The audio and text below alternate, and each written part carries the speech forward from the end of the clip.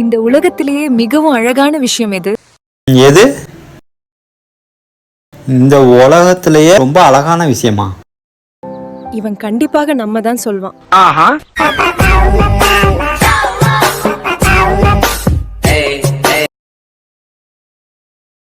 நான் தானே. சொல்லு சொல்லு.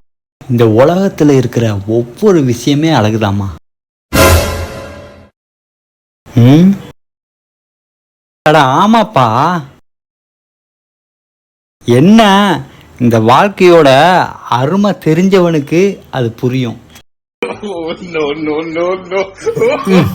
வேற எதுவும் எதிர்பார்க்கிற மாதிரி இருக்கு.